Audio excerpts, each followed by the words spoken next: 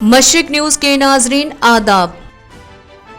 Corona virus के असरात से बचने के लिए मालियाती बिल 2020 को बगैर बहस के मंजूर करने के बाद लोकसभा के बजट इजलास की कार्रवाई गैर मुअय्यना मुद्दत तक के लिए मुलतवी कर दी गई। कोरोना वायरस के बढ़ते इन्फेक्शन के मद्देनजर एवाम की कार्रवाई मुकर्रर वक्त 3 अप्रैल से पहले खत्म करनी पड़ी। मुल्क के सबसे बड़े अस्पताल एम्स की ओपीडी बंद कर दी गई है। कोरोना से जंग में पंजाब के बाद महाराष्ट्र में भी कर्फ्यू का ऐलान कर दिया गया है। मजहबी मुकामात बंद कर दिए गए हैं। ट्रेन, मेट्रो और बस सर्विस के बाद कल की रात से घरेलू परवाजें भी बंद कर दी जा रही हैं। कोरोना को रोकने के लिए लॉकडाउन की पाबंदी लोग नहीं कर रहे हैं। लोग घरों में रहने को तैयार नहीं हैं। इसके लिए वजीर आजम मोदी को दोबारा अपील करनी पड़ी।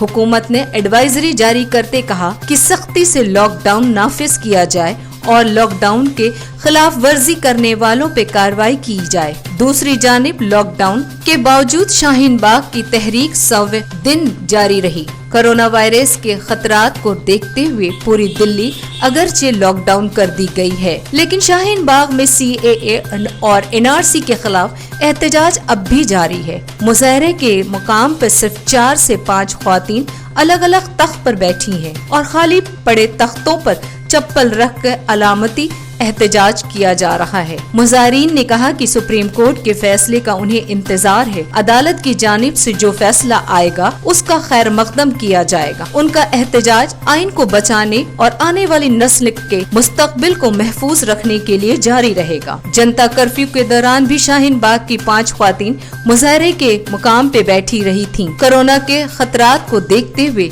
पहले ही बच्चे और बूढ़ों को घर के अंदर रहने का मशवरा दिया गया। आज बस इतना ही। मशरिक न्यूज के नाजरीन शब बखैर।